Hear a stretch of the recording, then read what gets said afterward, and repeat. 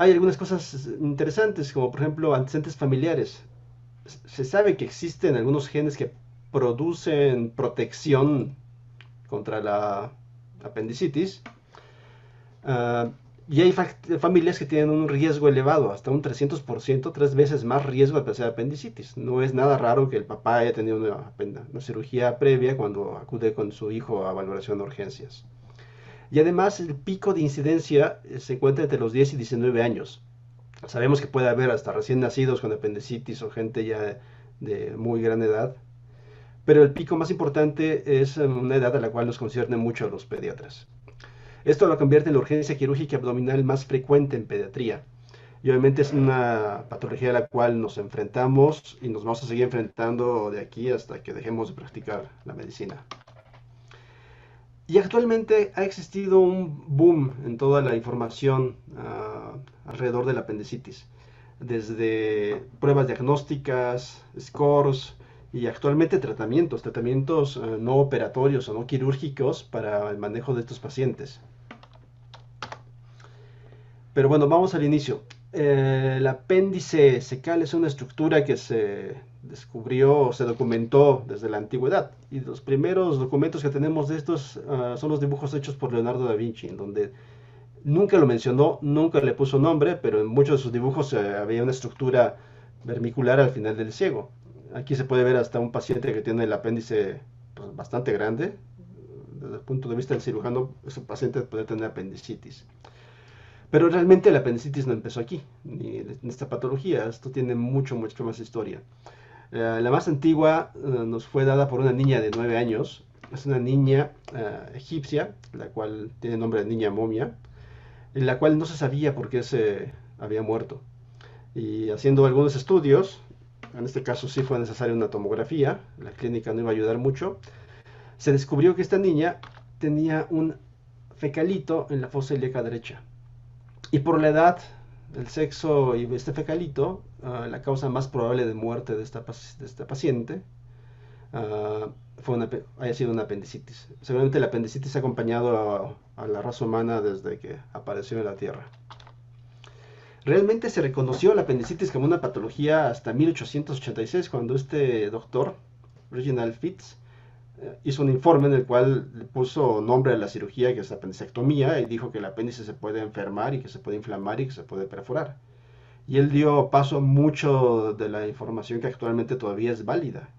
Él mencionó que es un procedimiento, es un padecimiento que debe diagnosticarse de forma temprana, que idealmente la forma de manejar esto debe ser una laparotomía, un procedimiento quirúrgico para quitar el apéndice, y que cuando el paciente ya complicado hay que estabilizarlo antes de quitar el apéndice, cosa que todavía actualmente es algo bastante válido.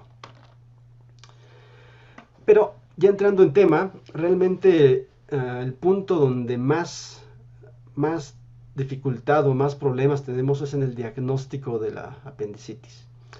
El diagnóstico, como todos sabemos, es un diagnóstico clásicamente clínico, pero actualmente el diagnóstico se basa sobre dos pilares principales. Uno, diagnosticar qué pacientes tienen apendicitis, tienen la enfermedad, y otro, qué pacientes tienen la complicación de la enfermedad, un apéndice perforado, o contraparte, qué paciente tiene un apéndice sencillo, simple. Esto debido a que hay tratamientos que se pueden dar no quirúrgicos a los pacientes que tienen un apéndice no complicado. Y aquí el meollo del asunto de que por qué actualmente queremos saber cuál es el mejor estudio para ver si un apéndice está complicado o no. Cuando estudiaba medicina me decían que el apéndice, diagnóstico clínico, podía tener hasta un 20% de apéndices negativas o apéndices blancos.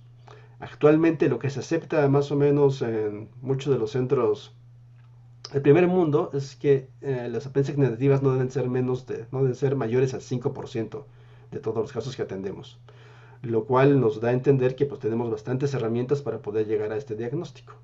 Como cirujanos, este 5% nos da mucho miedo porque entras a quirófano, metes la cámara para ver cómo está el abdomen y cuando ves el apéndice, pues ya sabes cómo va a ser la evolución y qué esperar el tratamiento. Cuando encuentras un paciente que metiste con el diagnóstico de apendicitis y no encuentras un apéndice inflamado, ahí se abre una gama enorme de posibilidades diagnósticas y seguramente no estás cerca del diagnóstico, por eso lo estás operando. Pueden ser muchas veces causas muy sencillas como una gastroenteritis, pero puede pasar por ahí litos, pancreatitis, un montón de cosas. Desde el punto de vista clínico, se han hecho muchos estudios. Uno de los últimos, este que se reportó en JAMA en el 2003, en el cual quisieron ver la sensibilidad y la especificidad de los signos clínicos de estos pacientes con apendicitis. Y si ustedes se fijan en la tabla, realmente no hay ningún signo o síntoma que sea muy, muy alto. Tal vez los únicos importantes a considerar sería el dolor en el cuadrante inferior derecho, especialmente si esto se acompaña de migración del dolor. Y de forma interesante, la aparición de los síntomas, que primero aparece el vómito, el dolor antes del vómito. Todos los demás tienen una sensibilidad muy baja y una especificidad muy baja, por lo cual no podemos basar nuestro diagnóstico nunca en un solo hallazgo clínico. Como el nombre de la plática lo menciona, algo que hemos aprendido con el tiempo es que el tiempo importa. Importa muchísimo porque ustedes, como saben, el apéndice es una patología que se debe principalmente a obstrucción del apéndice fecal por un fecalito, como viene en el diagrama arriba. Y esta obstrucción produce dilatación del apéndice con la proliferación bacteriana y posteriormente la necrosis y la perforación. Entonces todo esto tiene un continuo de síntomas. Lo lógico de pensar en un caso clásico sería un dolor abdominal continuo, no cólico, el cual se localiza en la región periumbilical y fácilmente posteriormente va hacia la fosa ilíaca derecha. Esto en las primeras 24 horas. En este momento es un paciente de 24 horas habitualmente sería muy raro pensar que estuviera perforado. Después, por esta inflamación y por la producción bacteriana, aparecen náuseas, vómito, anorexia, ya que existe mucha carga bacteriana, aparece fiebre, ya que toda esa inflamación altera el intestino alrededor, va a producirse un hilio intestinal y después una masa como una peritonitis. Habitualmente se considera que un paciente puede estar perforado hasta después de las 48 horas, algunas personas consideran 36 horas, pero yo creo que un corte bastante sano es de 48 horas. Antes de 48 horas es difícil ver que un paciente con apendicitis tenga una perforación. Esto no es algo nuevo. Este doctor que está aquí puesto es John Benjamin Murphy. Él fue catalogado como un genio quirúrgico de su generación por muchos cirujanos. Y él ya lo mencionaba, el cuadro clínico se presenta de forma organizada y cronológica. Entonces hay que buscar los signos y síntomas de forma organizada y cronológica. Él mencionaba aparición del dolor periumbilical, después anorexia, náuseas y vómitos, irradiación de la fosa ilíaca derecha del dolor, fiebre y leucocitosis, algo similar a lo que puse previamente. Lo que quiero transmitir con esto es que la clínica de síntomas aislados no tiene mayor utilidad. Lo que hay que intentar integrar cuando vemos un paciente es cómo aparecieron los síntomas y cómo fueron aumentando de intensidad o cambiando desde el momento en que presentó el primer síntoma el paciente. Debido a que no hay ningún síntoma que pueda ser suficientemente sensible para poder hacer el diagnóstico de apendicitis, se crearon escalas y las más conocidas que mucha gente utiliza son la escala de Alvarado, modificado para niños, y el PAS, que es el Pediatric Appendicitis Score. Realmente son muy similares y consideran puntos importantes de la clínica como migración del dolor, anorexia, náusea, vómito, dolor en el cuadrante inferior derecho, rebote, en el caso del PAS consideran dolor al toser, saltar o percutir, fiebre, leucocitosis y desviación hacia la izquierda de la cuenta leucocitaria. Hay mucho escrito sobre esto, realmente han intentado hacer diferentes cortes y de lo que está más aceptado es que un paciente que tiene de 1 a 4 puntos es un paciente que difícilmente va a tener apendicitis, menos del 30%. Del 5 a 6 es algo indeterminado. Aquí algunos grupos sugieren brincar a la ayuda de estudios de imagen. Y más de 7, muchos consideran que es muy alta la sensibilidad y ese paciente debe entrar al quirófano. En revisiones se ha visto que esta sensibilidad y especificidad de estas tablas, estos scores, son muy variables. Y hay grupos que han encontrado valores muy bajos, hasta 70% de sensibilidad. Y hay grupos que reportan 90 y tantos por ciento de sensibilidad. Entonces depende mucho quién lo aplique y cómo se apliquen. Realmente estos no son escalas como para hacer un diagnóstico de apendicitis. El objetivo de estas escalas es un tamizaje de los pacientes que pueden tener alto riesgo de apendicitis. Yo le veo algunos problemas o puntos débiles a estos scores. Uno de los más importantes es que nosotros estamos manejando niños y los niños no van a darnos la información tan fácilmente. No es fácil como en un adulto encontrar la migración del dolor o dónde te duele más o desde cuándo empezaste a sentirte mal. Ya quisiéramos todos tener un paciente que te diga en tus palabras fácilmente entendibles y con los datos que tú necesitas dónde es el que le duele. Realmente nosotros nos enfrentamos a pacientes muy diferentes. Son niños que al entrar al consultorio, pues la fiebre que tienen, el malestar que tienen, están llorando y tú no sabes si llora porque le duele o porque simplemente está enojado. O hay pacientes realmente que no se dejan explorar por nada del mundo. Y así tú le toques un dedo del pie, va el paciente a gritar y decir que le duele muchísimo. Esto dificulta mucho toda la aplicación clínica de estas escalas. Y algo muy importante, que a lo que volvemos, es que el tiempo importa. Importa muchísimo cómo se presentan los síntomas. No solamente es un palomeo de síntomas para juntar los síntomas y a ver qué, qué sale. Realmente aquí tenemos dos ejemplos. En el primer cuadro tenemos un paciente que tiene 7 puntos de score para cualquiera de las dos scores para apendicitis y el paciente del lado derecho también tiene 7 puntos. Pero la presentación de los síntomas va a ser que un paciente, el del lado izquierdo, tenga gastroenteritis y el paciente del lado derecho tenga una apendicitis.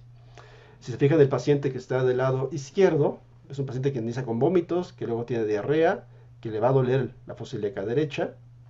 Cuando tú lo vas a revisar, tenga anorexia, fiebre y luego leucocitosis.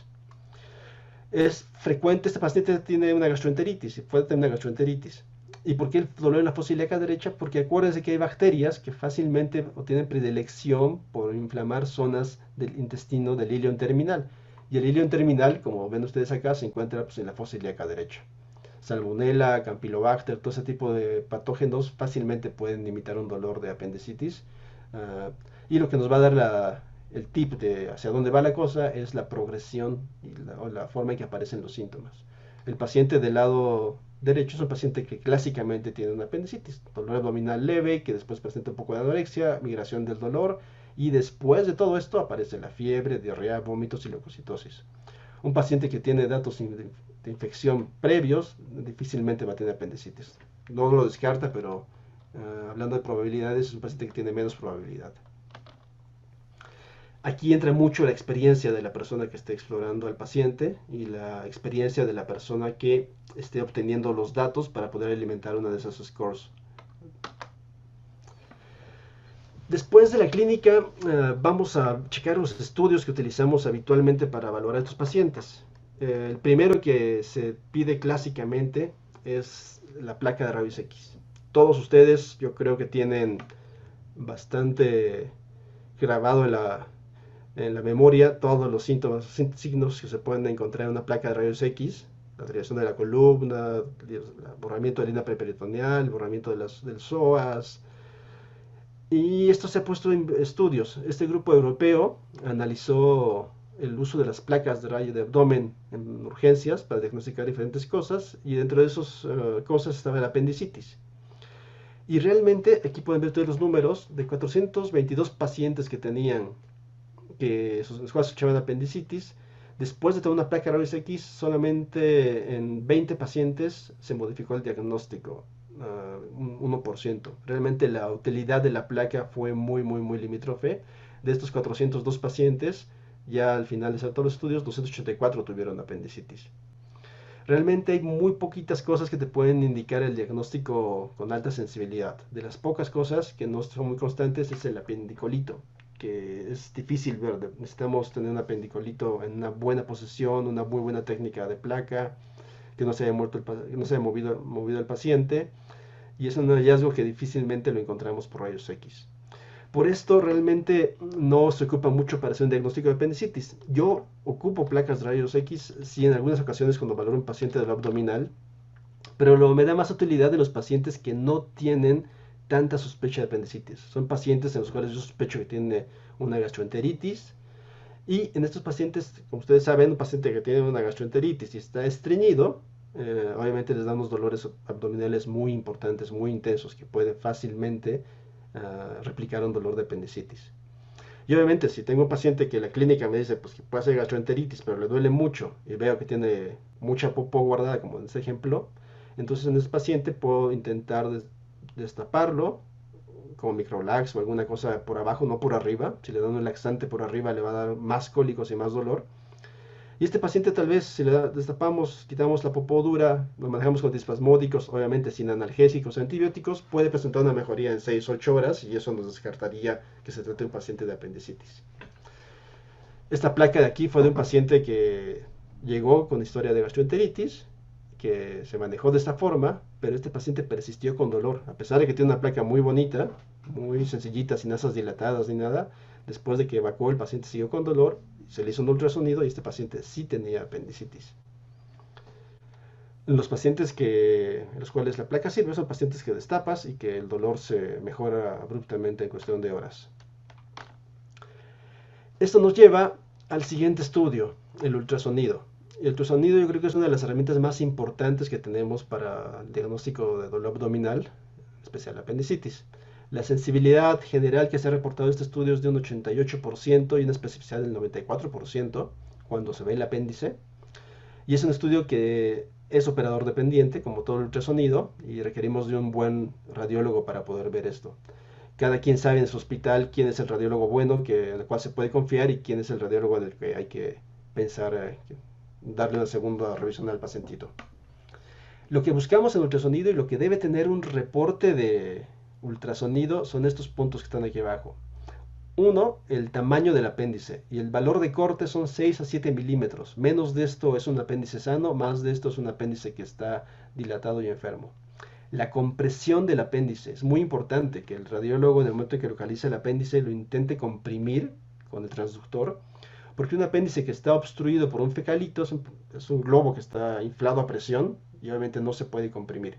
Y además, en el momento que toquemos el apéndice o intentamos comprimirlo, el paciente va a tener mucho dolor, un dolor muy intenso en esa zona, ya que estamos apretando directamente el apéndice. Se puede ver o no fecalito en muchos pacientes. Se puede ver inflamación de la grasa periapendicular, lo cual se ve como un aumento de la ecogenicidad en la grasa alrededor del apéndice.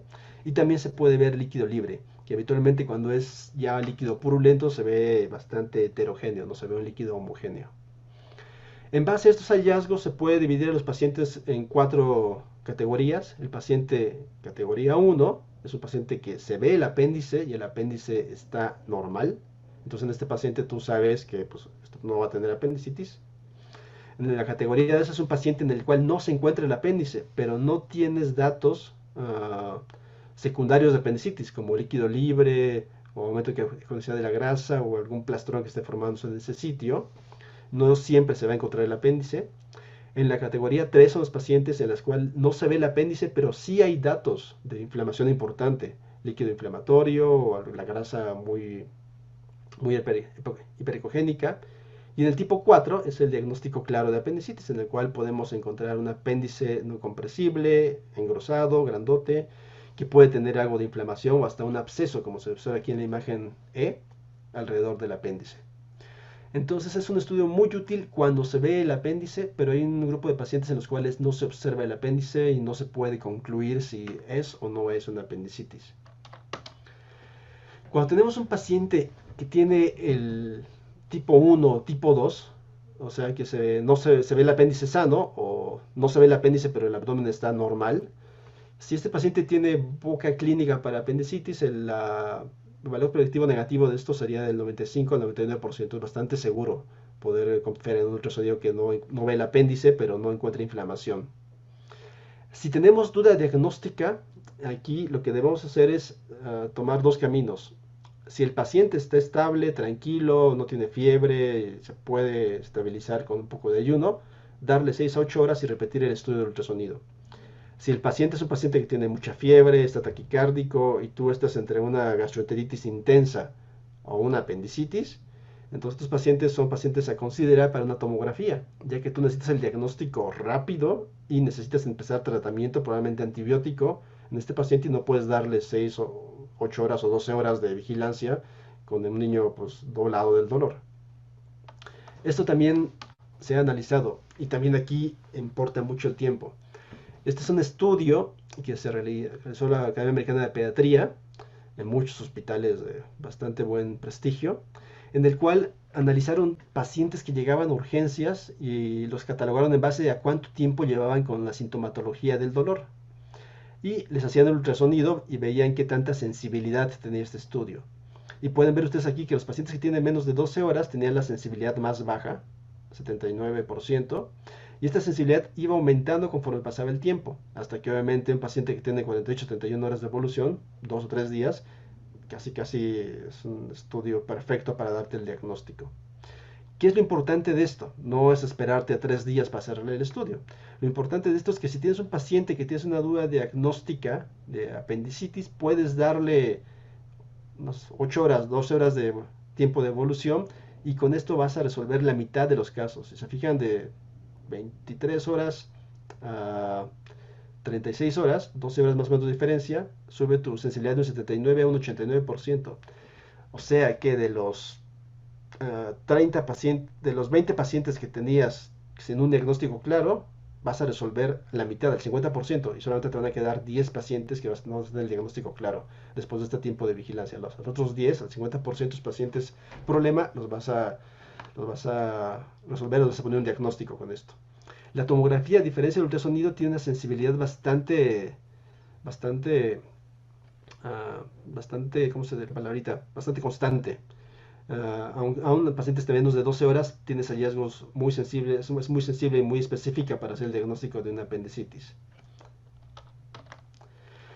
La tomografía es también una herramienta útil que se utiliza pues, con cierta frecuencia y también el objetivo de la tomografía es ver el tamaño del apéndice y la inflamación periapendicular.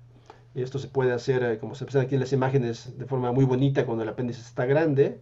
Aquí se ve cómo está la estriación de la grasa alrededor del apéndice y cómo hay cambios muy claros de apendicitis. La tomografía tiene una alta sensibilidad y una alta especificidad. Es un estudio objetivo y la forma adecuada de solicitar una tomografía para ver un paciente con dolor abdominal, muchas veces queda la duda de si la pido simple, si la pido con contraste intravenoso, si la pido con contraste oral o si le pido un colon por una colotac para hacerle un colon por enema y hacerle una tomografía en ese momento para pintar el apéndice. Pero después de varios estudios, este doctor de aquí, Doria ha hecho muchísimos estudios de imagen en apendicitis. Se ha visto que la sensibilidad se puede lograr con una tomografía focal, buscando la zona del apéndice, con medio de contraste intravenoso y no es necesario contraste oral. El contraste oral no da mayor utilidad ni aumento de la sensibilidad y sí te puede complicar o retrasar el estudio. En lo que el niño toma medio litro de medio de contraste oral, en lo que esperas que pase todo el medio de contraste hacia la zona del apéndice y más, en un niño que tiene híleo por inflamación o tiene vómitos, probablemente va a ser un dolor de cabeza para la familia, para el niño y para el médico. Entonces no es necesario contraste oral, solamente contraste intravenoso. Y actualmente existen protocolos de baja radiación, intentando radiar lo menos posible a los pacientes, especialmente a las niñas. La tomografía tuvo un gran boom por ahí de los 2007-2010, especialmente en Estados Unidos, y era típico que estaba el médico en urgencias, en quirófano operando, le decía que había un paciente con dolor abdominal y antes de que lo revisara algún cirujano ya le estaban pidiendo la tomografía. Y aquí en México tenemos el término de taquear, que fácilmente todo el mundo entiende y se taqueaban un montón de pacientes en urgencias sin ningún problema. Pero esto no está libre de complicación y la tomografía actualmente se utiliza mucho menos que lo que se utilizaba hace 10 años. Y esto se debe a que la radiación en niños se ha visto que puede traer problemas. No se tiene todavía muy claro cuál es la intensidad de la afectación en los pacientes, pero se cree que más o menos de cada 10.000 tomografías que realices, 13.5 a 14.8 pacientes van a presentar alguna malignidad en un futuro. Esto no es tan despreciable. Si vamos acortando los números, más o menos de cada 1.000 tomografías que se hagan, le estamos regalando un cáncer a 1.5 niños. Por lo cual se está intentando limitar el uso de la tomografía solamente cuando es realmente necesario y nos va a dar una utilidad clara. Y obviamente intentar limitar mucho la radiación, el área de interés. Y no es válido hacerle pues, cortes desde el tórax hasta el abdomen para ver qué sale en un paciente de ese tipo. También se ha visto que la tomografía es un estudio que no es tan útil para valorar apéndices perforados. Para esto es mucho mejor el ultrasonido, ya que el valor predictivo positivo del ataque es solamente el 67%. Y también hay muchos reportes de la resonancia magnética. Realmente no es algo, yo creo, útil o válido en nuestro medio. Es un estudio con poca disponibilidad, con un alto costo, que en pacientes pequeños requiere anestesia por pues, tiempos considerables. Y sí, tiene una buena sensibilidad y una buena especificidad, pero no mayor a una tomografía bien hecha. Ya en base a esto, quiero presentarles dos casos clínicos que me tocaron ver hace unas semanas, para darles un reforzamiento a la parte de por qué les digo que el tiempo importa en estos pacientes. El caso número uno es una paciente de 5 años que presenta 24 horas de evolución de dolor abdominal, fiebre de 20 horas, un rebote generalizado y dolor en la fosa ilíaca derecha. Este paciente lo presentan así de urgencias y pues, solicita la evaluación de urgencia del cirujano porque piensa que tiene una apendicitis. Tiene también anorexia y tiene una leucocitosis de 15.000 leucocitos. Es un paciente que desde el inicio podemos ver que no, hay cosas que no cuadran. Está chiquitito para apendicitis, tiene poco tiempo de evolución para tener ya un rebote generalizado. Y aparte la fiebre apareció casi junto con el dolor abdominal, lo cual no es típico en apendicitis. Obviamente tiene 5 años, son datos que no podemos darle muchísimo valor diagnóstico, pero pues, si lo pusiéramos en una escala de Alvarado o de Paz, tendría buenos puntos para pensar en apendicitis. A este paciente se le hizo un ultrasonido y lo que llama de atención en el ultrasonido, aquí van a ver las imágenes, es que este paciente tiene mucho líquido libre. Tiene mucho líquido libre, no se ven asas dilatadas, y aquí se está midiendo todo el líquido libre, que es un líquido bastante anecoico, no tiene detritus en su interior, y llama la atención. Ahí deberías ponerte a pensar, ¿por qué un paciente que tiene 24 horas de evolución con apendicitis tiene tanto líquido libre, y el líquido libre de este paciente es anecoico, que parece más agua que pus? Desde aquí como que empieza ya a llamarte la atención, pero todo esto te puedes empezar a dilucidar desde el momento de que analices el tiempo de que presentaron los síntomas. Este paciente, para no ser cuento largo, acabó en tomografía, porque teníamos un diagnóstico de ascitis, un abscente con dolor abdominal y con leucocitosis, y lo que se encontró fue una paciente que tiene una pancreatitis. Se corroboró con amilasa y lipasa y se ve que aquí en la tomografía, que es el estudio ideal para páncreas, un páncreas heterogéneo con mucho líquido alrededor, inflamación, no hay datos de necrosis, pero pues sí, tiene una pancreatitis y hay que buscar causas de pancreatitis en pacientes de 5 años, causas virales o alguna malformación en los conductos pancreáticos. Este otro paciente es una niña también de 8 años de edad, que también nos pidió una interconsulta por dolor abdominal. Un dolor abdominal de 12 horas de evolución, pero un dolor muy intenso, un dolor que la paciente lo refería, lo localizaba en la fosa ilíaca derecha, con náuseas, vómito, no quería comer nada y el estudio de laboratorio tenía 12.500 leucocitos. Llama mucho la atención que el paciente tiene un dolor abdominal tan intenso y que realmente no hay una repercusión importante en la cuenta leucocitaria. Nosotros pensamos que si el paciente ya tiene una apendicitis, que tiene peritonitis, pues no va a andar por la calle con 12.500 leucocitos. Pero bueno, tampoco esto es 100% descarta una apendicitis. Este paciente también se realizó un ultrasonido y para nuestra sorpresa encontramos estas imágenes. Estas imágenes en las cuales se ve un intestino en diana y aquí bueno, no se observa claramente, pero se ve una imagen como de un riñón. Aquí se observa intestino metido dentro del intestino. Es un paciente de 8 años que tiene una invaginación en el intestino delgado y por eso tiene tanto dolor. Las invaginaciones, el intestino, al meterse dentro del intestino, causan espasmos intestinales muy intensos. Y ya platicando bien con la mamá, este paciente tenía el dolor intenso, pero era intermitente. No era un dolor tipo clásico de apendicitis, es un dolor constante. Es un dolor que doblaba a la niña, lloraba, gritaba el dolor, y al rato como disminuía la intensidad, pero al ratito otra vez estaba en esa misma intensidad de dolor.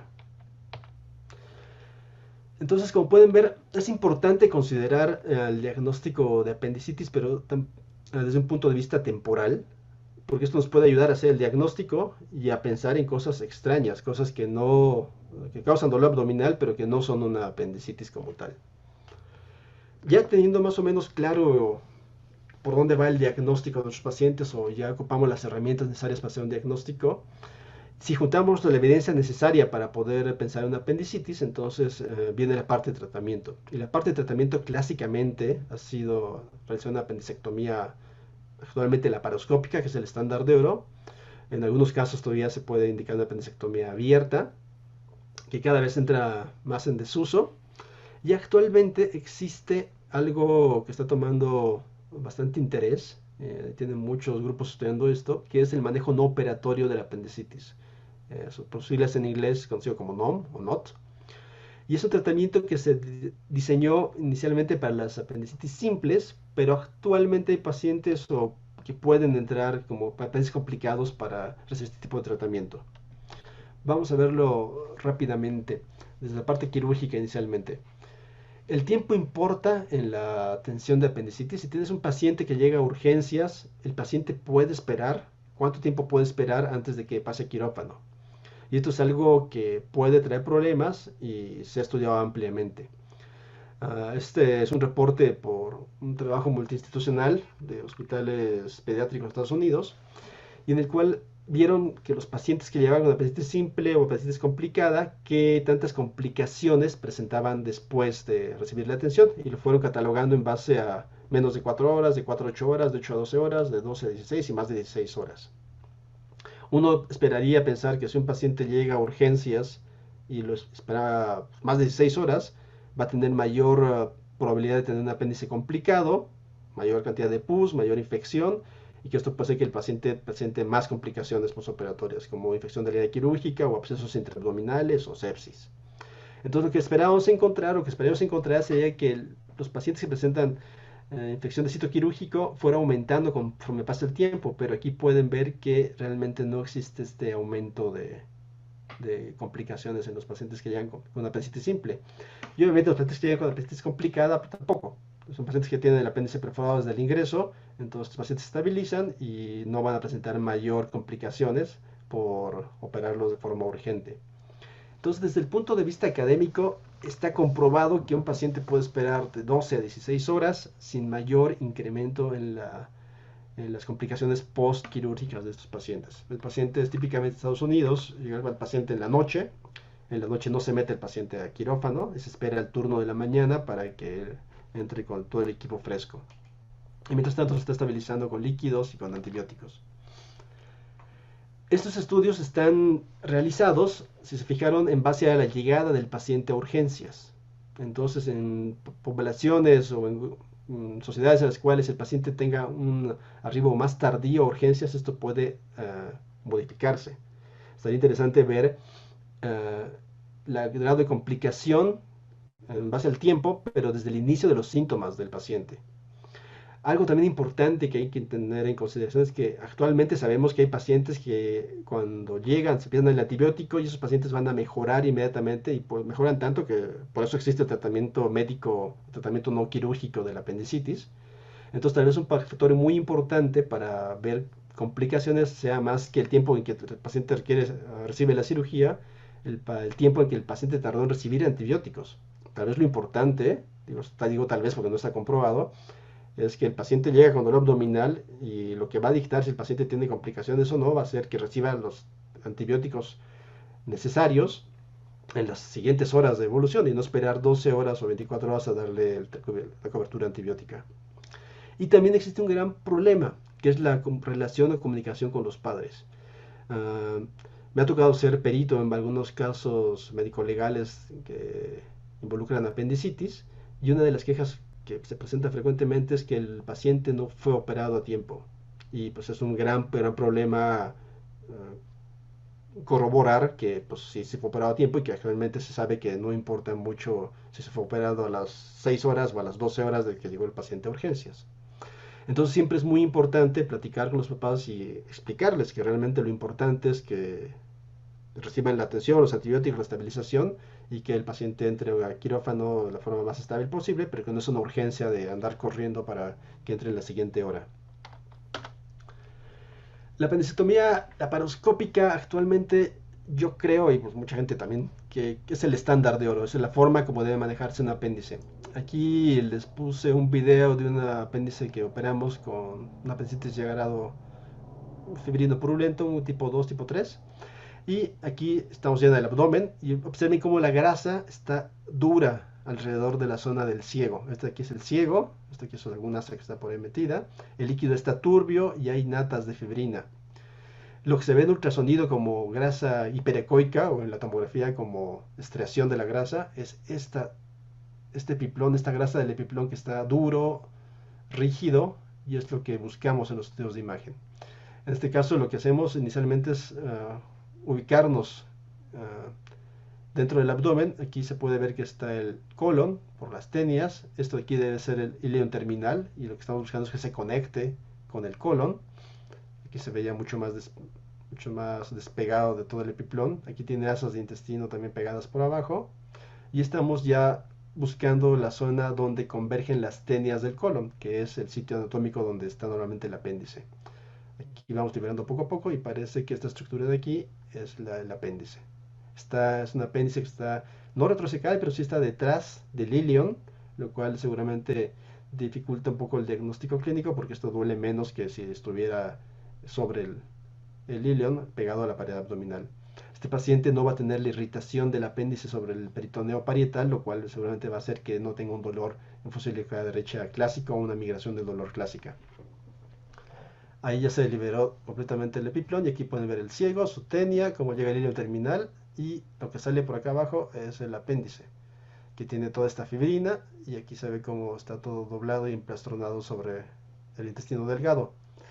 Aquí es importante en esta parte de la cirugía hacerlo con delicadeza porque es cuando ocurren los accidentes de perforación. Una complicación muy temida en los pacientes con apendicitis es que este intestino que está pegado, este apéndice que está pegado al intestino delgado pueda irritarlo y al momento de despegarse, lastimarse, perforarse, y esto complica a muchos pacientes. Son pacientes que pueden llegar a requerir hasta derivaciones intestinales para el control de la infección y la perforación. Aquí ya tenemos el apéndice bastante libre y lo que solamente nos hace falta es encontrar la punta del apéndice que anda por aquí. Estamos ahí liberándolo y la punta siempre es lo que está más inflamado, más pegado y es lo que estamos liberando en este momento. Tal vez uno de las debilidades de la laparoscopía es que la sensibilidad no puedes sentir tan bien como si fueran los dedos, pero puedes ver, entonces tienes que estar seguro y poco a poco ir liberando las cosas. Ya que se tiene el apéndice, se ve cómo está el origen, cómo llega hasta el ciego, y esto es el mesopéndice. Por aquí corren los vasos sanguíneos que lo alimentan, y con un dispositivo de energía vamos a cortarlos para poder quitarle toda la irrigación al apéndice y quitarlo de forma segura.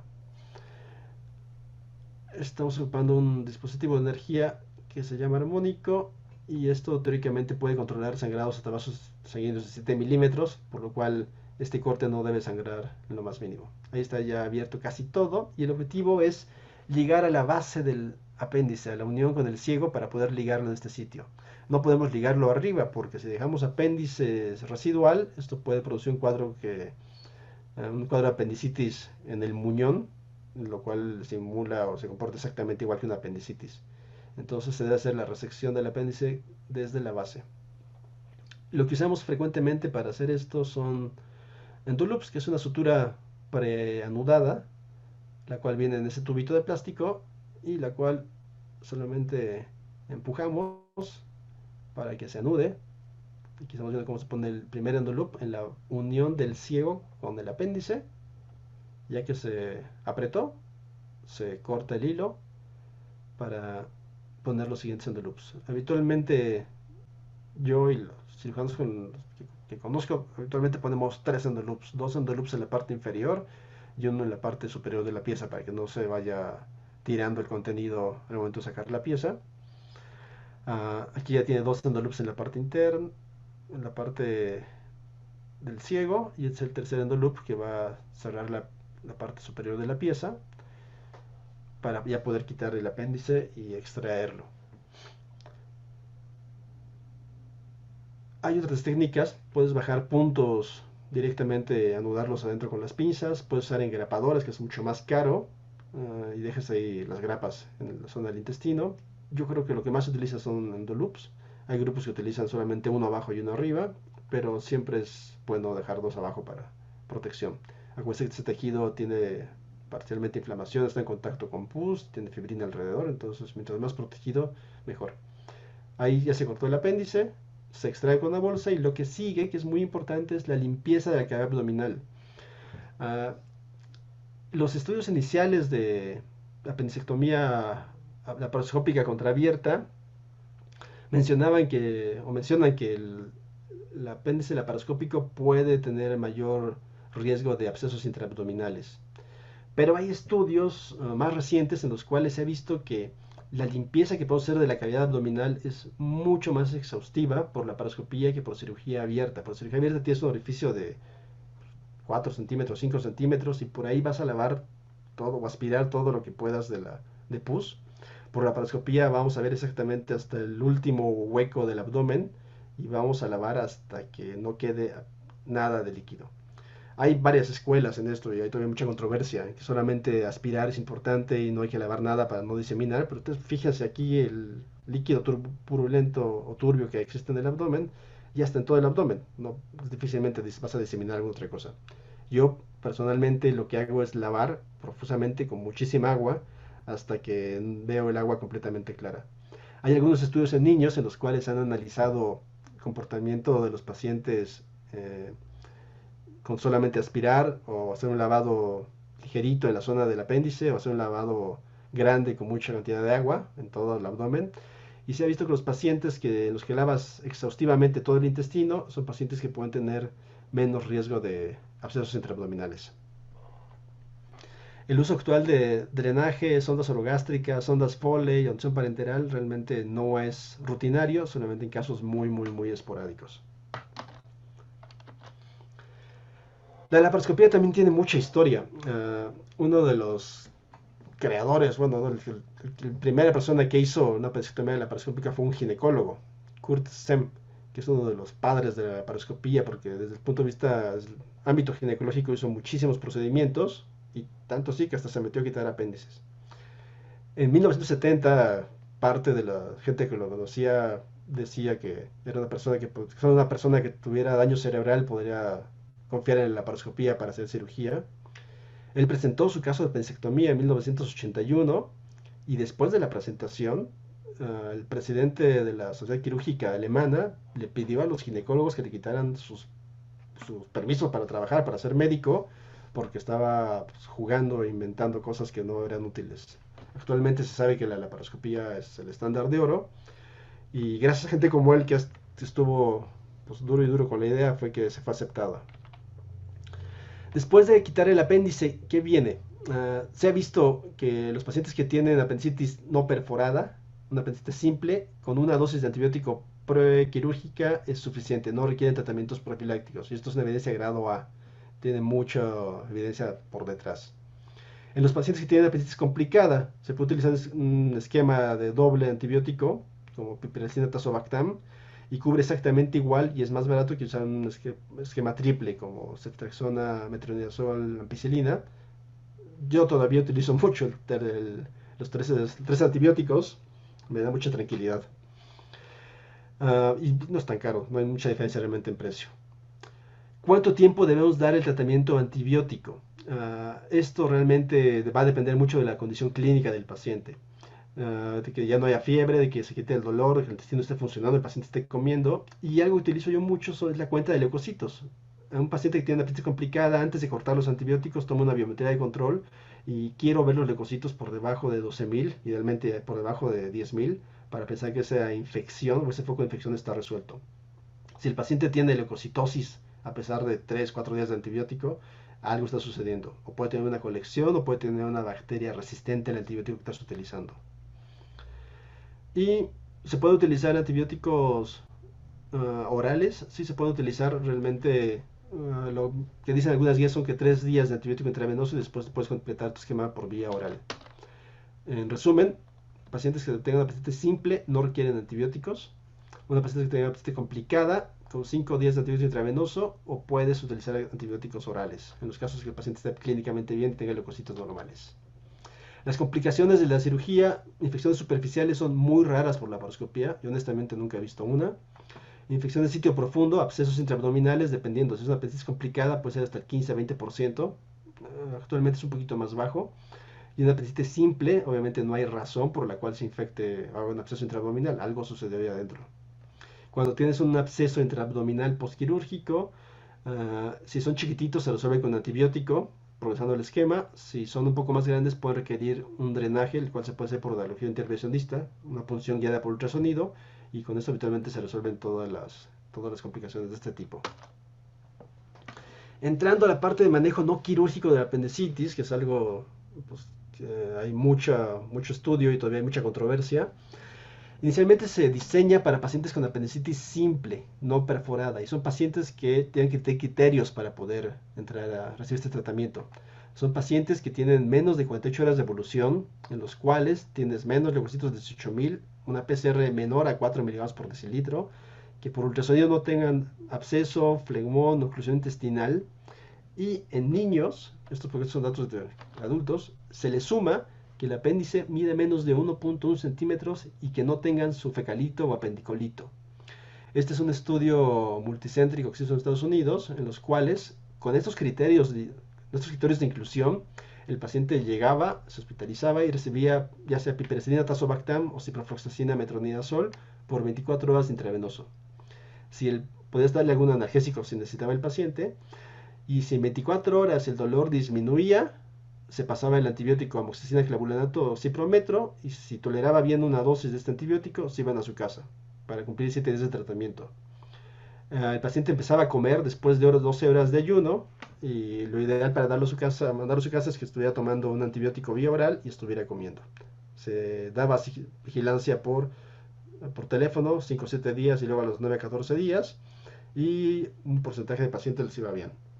Cuando cortaban el protocolo de manejo no quirúrgico, cuando el paciente, a pesar de las 24 horas de antibiótico intravenoso, no mejoraba, cuando tenía signos de descompensación como fiebre, taquicardia, incremento del dolor, y obviamente en pacientes que durante su vigilancia tuvieran dolor abdominal nuevamente, que tuvieran una reactivación de la apendicitis.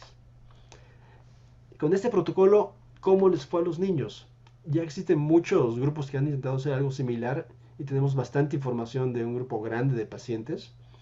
Se ha visto que con el manejo inicial se logra enfriar o controlar la apendicitis entre un 87 a un 98% de los niños. Esto va a variar un poquito dependiendo de los criterios de inclusión. Si son muy estrictos y no meten apéndices complicadas o por complicarse, seguramente va a tener un porcentaje muy alto de éxito. Entonces tu paciente, al momento de que le des el antibióticos, va a empezar a mejorar rápidamente. Y en 24 horas, 48 horas, tienes un niño que ya está comiendo y sin dolor. Si estos pacientes los vigilas por un año, 24% de estos niños van a presentar una recurrencia de síntomas, lo cual los va a llevar seguramente a una cirugía en la mayoría de los grupos. Hay algunas personas que pueden tener un segundo esquema de antibiótico, pero la mayoría, lo que está más aceptado es que estos pacientes ya en el segundo evento de apendicitis se operen. Si desde el punto de vista de análisis de costos, se ha visto que el manejo no operatorio es más barato, y también han analizado el estrés de la familia al tener menos exposición a la cirugía. Se ha analizado las complicaciones quirúrgicas, porque obviamente al momento de no operarlos, pues hay ciertos beneficios de que no anestesias, no metes al paciente a un quirófano. Pero hay que contraponer esto con las complicaciones o las recidivas que pueden presentar los pacientes que tienen un tratamiento médico. Es todavía algo que no está muy claro. Y ha habido estudios muy complicados, como este de acá, en el cual se ha intentado comparar el costo y el beneficio. Esto es una medida que se utiliza en el cual ven por cuánto tiempo el paciente está perfectamente bien. Esto se siguió a 2 años solamente. En pacientes que recibieron tratamiento médico y pacientes que recibieron tratamiento quirúrgico. Es el costo en Estados Unidos de estos tratamientos, considerando antibióticos, días de estancia, reingresos, reoperaciones. Y se ha visto que realmente desde el punto de vista de calidad de vida, el paciente que se opera está un poquito mejor que el paciente que recibe tratamiento médico, porque estos pacientes a veces necesitan regresar a urgencias por dolor o por alguna molestia o tienen que operarse posteriormente. Pero esta diferencia desde el punto de vista de salud pública es mínima y el ahorro de dinero es bastante válido. Obviamente, si tienes tu paciente o tu hijo en urgencias, probablemente el punto de vista sería ofrecerle la mejor opción de tratamiento comparada con la otra. Pero, digo, todavía son datos bastante tempranos, hay que darle un poco más de tiempo a esto. Pero muchos grupos y muchos hospitales en Estados Unidos ya ofrecen a los pacientes que llegan a urgencias darles tratamiento médico o tratamiento quirúrgico para las apendicitis simples.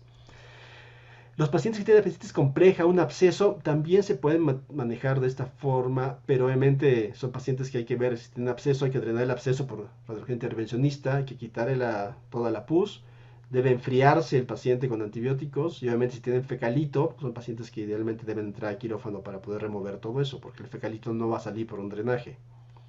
Hemos tenido varios en el infantil de México, pacientes cardiópatas o que tienen mucho riesgo quirúrgico, los cuales hemos manejado con la forma no operatoria, y en los cuales hemos logrado controlar o curar la apendicitis con puro antibiótico, ya, aún habiendo sido apendicitis complicadas. Son pacientes que teóricamente deberían posteriormente operarse, que es una cosa que se llama apendicectomía de intervalo, más o menos a los 2-3 meses, entran de quirófano y se quita el apéndice. Pero también existe la otra línea en que pacientes que puedes vigilarlos después de haberles dado el antibiótico. Y si esos pacientes no tienen fecalitos, se ha visto que más o menos un 70% pueden no requerir la cirugía en un futuro. Son cosas bastante nuevas y todavía falta más tiempo de seguimiento. Y bueno, algo importante es que cada quien ha tenido su experiencia con la apendicitis, cada quien sabe por dónde se mueve con los estudios, pero algo importante es que hay que basarnos mucho en la información que está saliendo día con día para poder aprender más de la apendicitis y cómo poder movernos dentro de nuestro propio entorno, pero con todas las herramientas que te está ofreciendo la información. Muy bien, yo creo que sería todo. No sé si tengan alguna duda o algún comentario.